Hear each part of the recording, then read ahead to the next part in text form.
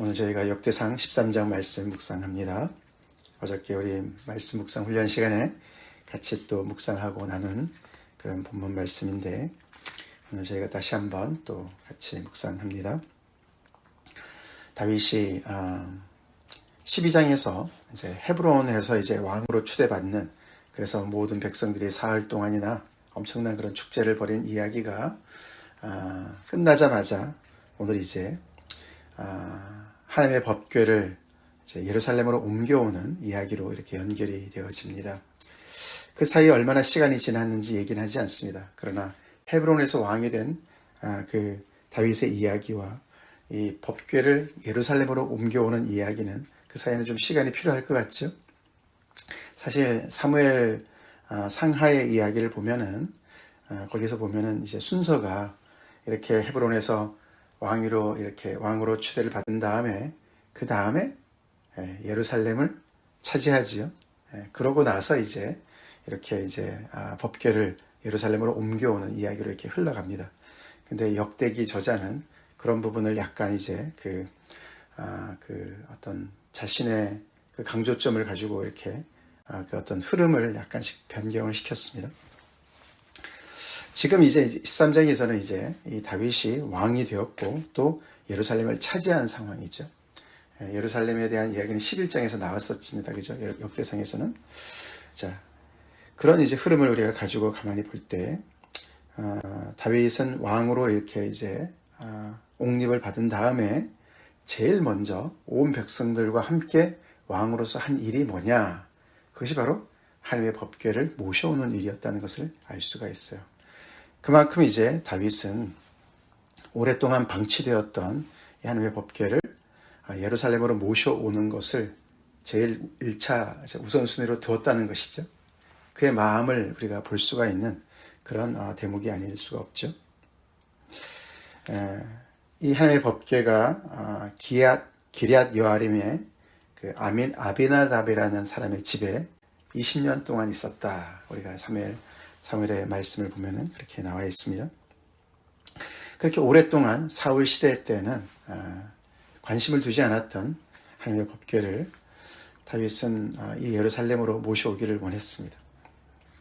그것을 모든 지휘관들과도 의논을 했고, 더 나아가서는 온 백성들과 함께, 거기에는 제장들과 레인까지 다 포함을 해서 우리가 이 법궤를 우리에게로 모셔오고자 하는데 어떻게 생각하느냐, 마치 굉장히 민주주의처럼 그런 정말 모든 사람들의 의견을 다 소집을 해서 다들 그것을 좋게 여겼어요. 그렇죠? 그래서 다윗이 애굽의 시월 시내에서부터 하맛 어귀까지 온 이스라엘을 불러 모았다. 이게 애굽의 시월 시내와 하맛 어귀는 가장 남쪽과 가장 북쪽의 경계선을 얘기하는 거예요. 그래서 온 땅에 온 백성이 함께 모여서 이 일을 추진했다. 굉장히 바람직한 왕이 생기니까 바람직한 그런 일들이 벌어지죠. 그만큼 이제 정말 중요한 일이 이제 이렇게 진행되고 있습니다. 그래서 온 백성들이 너무너무 기뻐서 이 일을 함께 한 마음으로 진행을 했습니다. 근데 이제 참 한 가지 엄청난 비극적인 일이 벌어졌어요. 어저께도 우리가 그런 얘기를 많이 나눴지만, 정말 축제의 자리고 잔치 자리와 같은 그런 장소에서 모든 백성들이 힘을 다해서 뛰놀며 노래하며 온갖 악기를 가지고 하나님 앞에 정말 연주하면서 하나님의 그 궤가 예루살렘으로 옮겨오는 이것을 너무너무 기뻐하는 중에 갑자기 그 앞에 가장 앞에서 직접적으로 그 법궤를 운반하는데 정말 그 수고를 했던 사람 중에 우사가 그 법궤가 술에서 떨어질 것 같으니까 그것을 붙잡았다가 그 자리에서 즉사를 했습니다.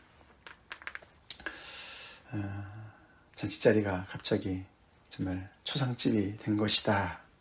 어저께 우리 희수 집사가 이렇게 표현을 했는데 정말 적절한 표현이죠. 모든 것이 다 너무너무 완벽하게 진행이 되었습니다. 그렇죠.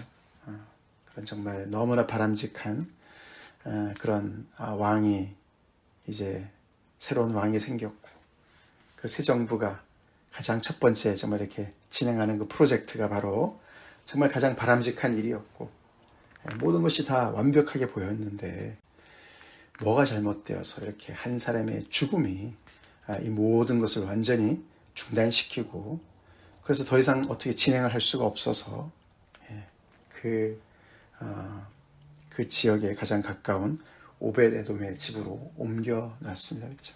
차선책을 선택했습니다. 오늘 스토리는 거기서 끝나죠.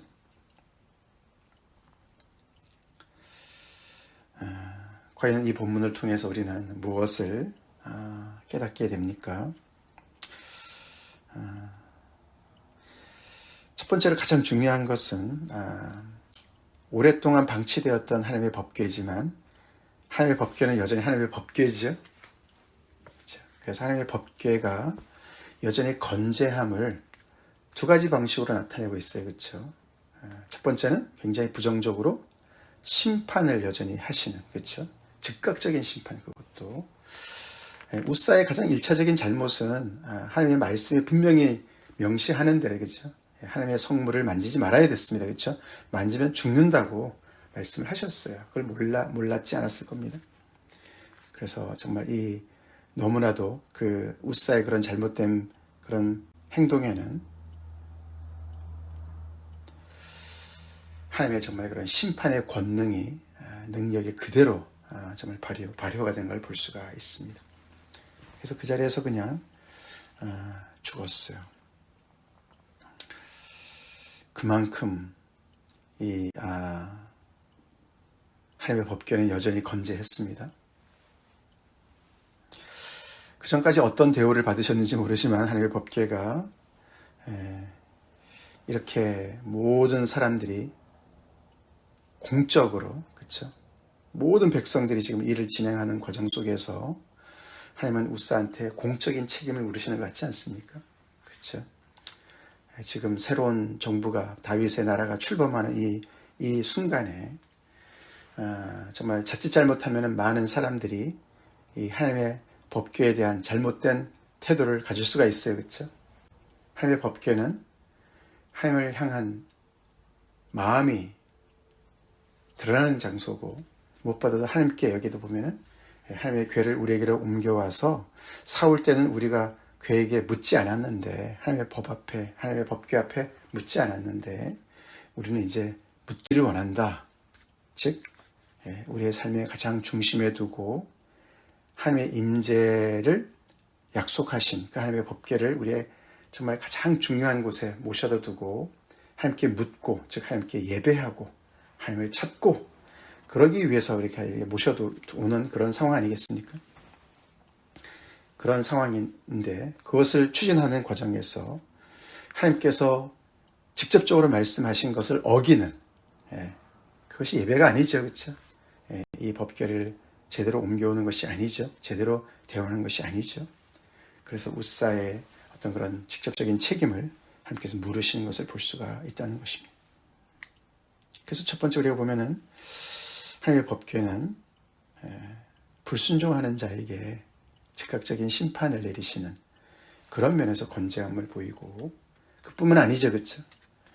이렇게 두려운 그런 그 능력이 드러난 상황에서, 정말 누구도 가까이 가고 싶지 않은 상황에서 오벳에돔이 그것을 어떻게 보면 떠맡는 상황이 됐습니다.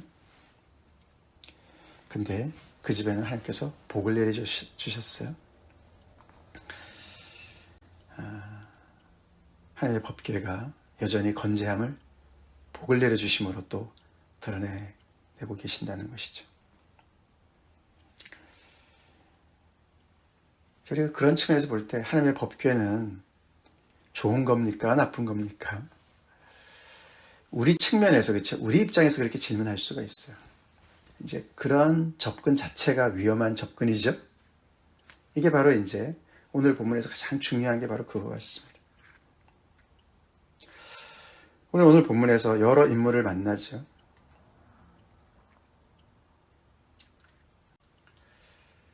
하나님의 법궤를 방치한 사울, 그렇죠? 그리고 하나님의 법궤를 붙들었다가 죽은 우사. 그다음에는 하나님의 법궤를 모시려고 그러다가 정말 너무너무 정말 식겁한 다윗, 그런 사람들 만납니다. 그렇죠? 그리고 하나님의 법궤를 어떻게 보면 강제적으로 반강제적으로 떠맡은 그러나 복을 받는 오베데돔, 이런 여러 인물들을 우리가 만납니다.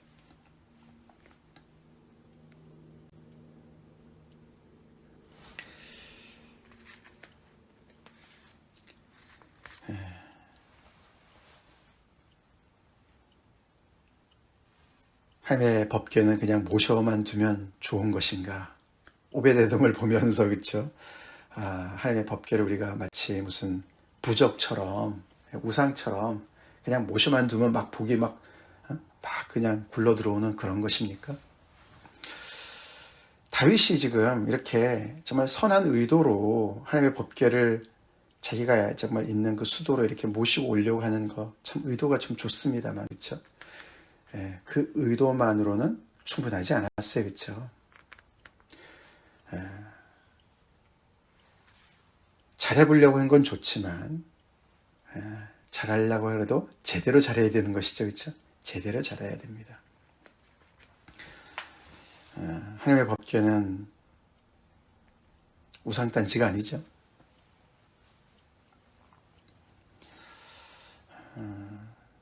하나님의 임재를 약속하신 그런 정말 거룩한 그런 성물이죠. 성물입니다.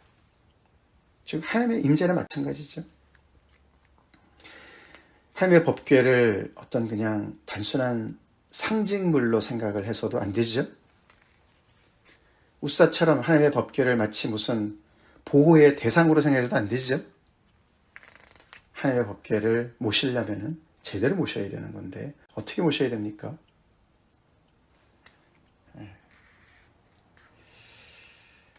오늘 여기 본문을 가만히 보면은 하나님의 말씀대로 모셔야 돼요. 그렇죠?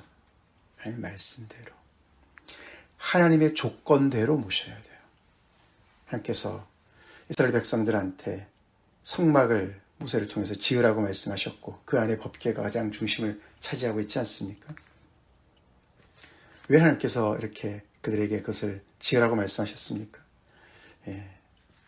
그 백성들이 정말 많은 죄 가운데 있는 백성들이지만 그들과 가까이 하시기를 원하시는 거룩한 하나님께서 그들 안에 임재하기를 원하셔서 그래서 하나님께서 많은 안전장치로, 그렇죠? 이 죄 많은 백성들이 거룩하신 하나님 앞에 정말 이렇게 범함으로 말미암아 죽지 않기 위해서 하나님께서 많은 법을 만드셨어요. 그렇죠?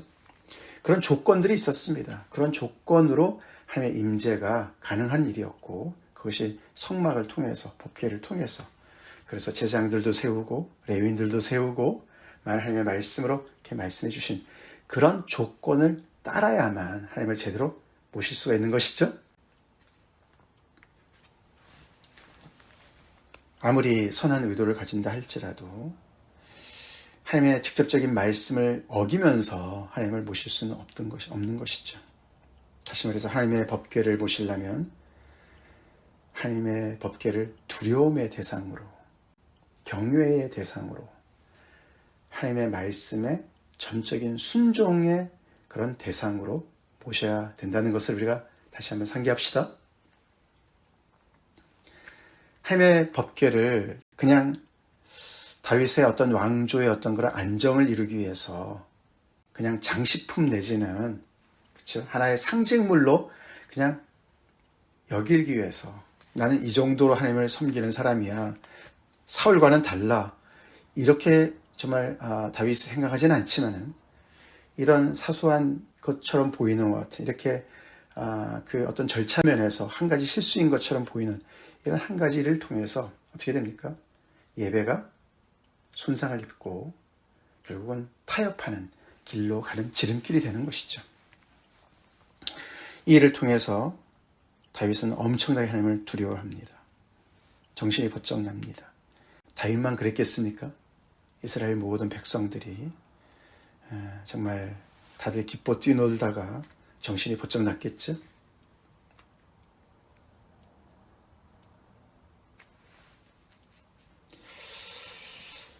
우리가 15장에 다시 이제 시도할 때 더 자세하게 나옵니다.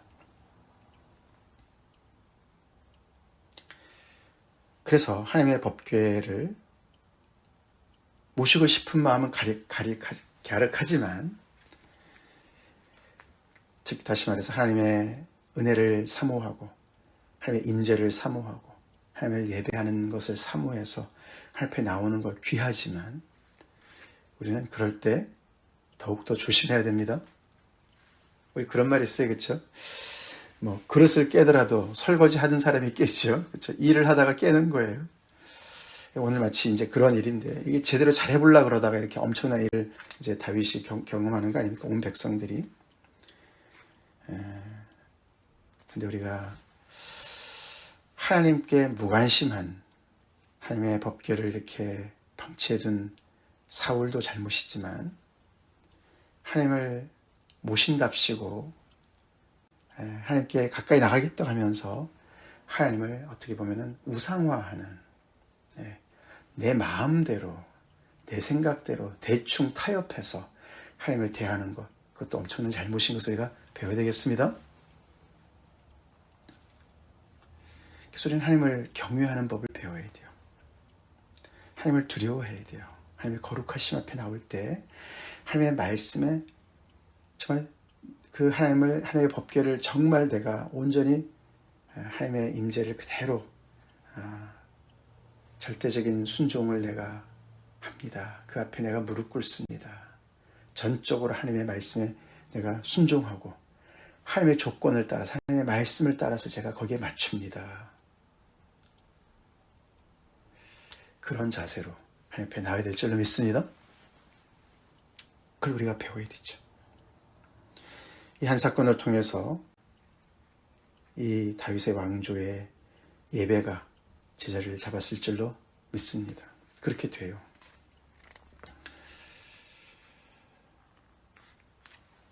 하나님이 정말 원하시는 것은 오벳에돔의 집에 복을 내리신 것처럼 이스라엘 백성들이 그렇게 정말 하나님의 법궤를 제대로 모시고 그렇게 제대로 관계하면서 하나님이 주시는 복을 받기를 원하는 것이죠. 우리에게도 마찬가지죠. 그래서 하나님의 법궤가 우리한테 정말 복이 돼야 되는 것이죠. 하나님의 말씀이, 하나님의 임재가 우리한테 복이 돼야 되는 것이죠. 근데 그것이 결국은 우리의 태도에 달려있는 것을 알 수가 있습니다. 우리의 태도.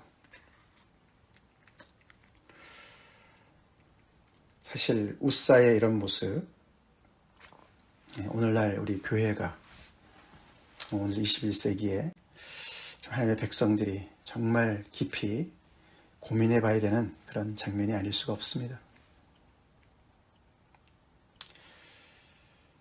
하나님의 예배가 손상이 되면 무슨 일이 벌어집니까? 결국 하나님을 예배하는 모든 것을 다 자기 중심으로 바꿔요, 그렇죠? 편리하게 바꿉니다.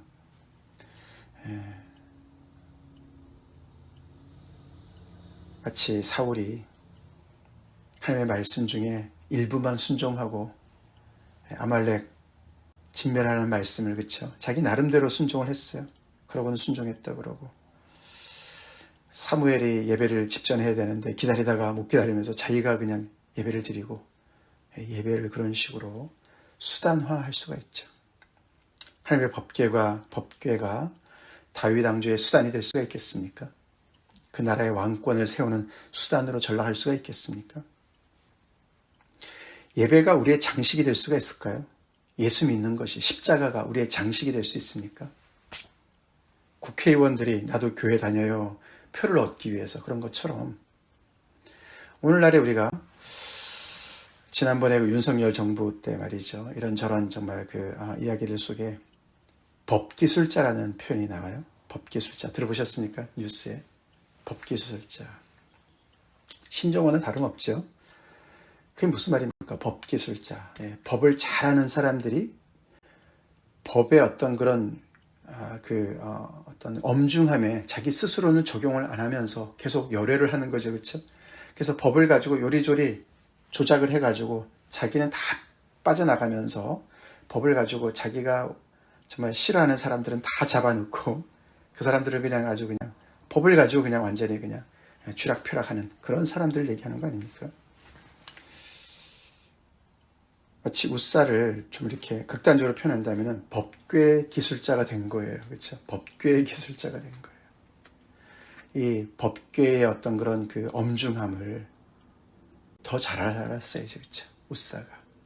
아비나답의 집에서 20년 있으면서 우사는 그 집의 아들로서 더 잘 알았어야죠. 물론 그 순간 그 죽음 자체는 너무 안타까운 일이지만 그만큼 책임이 중한 것이죠. 온 백성 앞에서 가장 앞장서서 하나님의 법궤에 정말 손에 대지 말라고 하는 것을 1차적으로 불순종한 그 책임을 하나님께서 물으시는 거 아니겠습니까? 우리가 하나님의 말씀의 기술자가 돼서 되겠습니까? 다시 말해서 하나님의 말씀의 직접적인 무게는 느끼지 않고 그 엄중함을 느끼지 않고 그 하나님의 말씀을 가지고 우리가 장난을 쳐서 되겠냐 이거예요. 우리가 믿는 하나님의 이 신앙을 가지고 장난을 쳐서 되겠습니까? 나는 변하지 않으면서 하나님의 말씀으로 내가 변하지 않고 내가 그 하나님의 말씀에 두렵고 떨지 않고 엄중함을 모르고 그것을 가지고 내가 뭐 신앙인이네 내가 크리스찬이네 말이죠. 자랑이나 하고 우리가 뒤에서는 딴짓하고 있는 이런 정말 신앙 기술자가 돼서 되겠습니까? 신앙인이 됩시다. 하나님의 말씀에 두렵고 떠는 자로 삽시다. 정말 다윗이 이렇게 하나님께 묻기 위해서 하나님을 찾기 위해서 한다면은 처음부터 끝까지 하나님의 말씀에 정말 계속 순종해서 모든 하나에서부터 열까지 다 사실 했어야 되는 것이죠. 1차적인 잘못은 우사에게 있지만 사실 공동 책임이 크죠. 레위인과 제사장들 포함해서 다윗까지도 20년의 이런 정말 그 방치한 것의 어떤 그런 해이함이 드러나는 장면이죠. 우리 법궤 기술자로 사는 거 중단합시다. 하나님의 예배를 경히 여기는 그런 정말 해이함을 우리가 회개하고 우리의 예배가 회복되도록 주님 앞에 나아갑시다. 기도하겠습니다. 하나님 아버지 감사합니다. 다윗이 왕으로 추대받고 온 백성과 함께 제일 처음에 한 하나님의 법궤를 예루살렘으로 모시고 오려고 했던 그 정말 갸륵한 그 마음이 참 올바른 방식으로 진행됐으면 얼마나 좋았을까. 오늘 우사의 죽음을 통해서 저희가 또 우리 자신의 또 아버지 예배를 하나님을 향한 우리의 태도를 점검해 봅니다.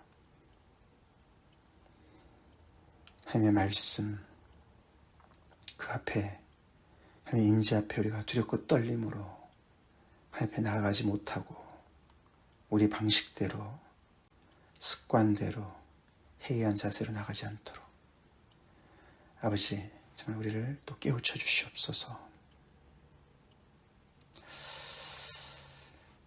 하나님의 법궤를 하나님의 임재를 우리가 바로 대하고 그 앞에 정말 아버지 온전한 예배자로 바로 서서 하나님께서 우리에게 주시는 복을 누리는 저희가 되길 간절히 기도합니다. 거룩한 백성 되게 하여 주시옵소서. 예배가 많이 손상된 시대에 살고 있습니다. 저에게 두렵고 떨림에 그 정말 아버지 바른 자세를 회복시켜 주시고 우리가 드리는 온 모든 예배가 아버지 정말 참으로 하나님께서 온전히 역사하시며 하나님의 임재가 충만하게 드러나며 하나님의 뜻이 이루어지는 정말 아버지 참된 그런 예배가 되게 하여 주시옵소서. 우리 예배를 회복시켜 주시옵소서. 예수님 이름 받들어 간절히 기도 올리옵나이다. 아멘.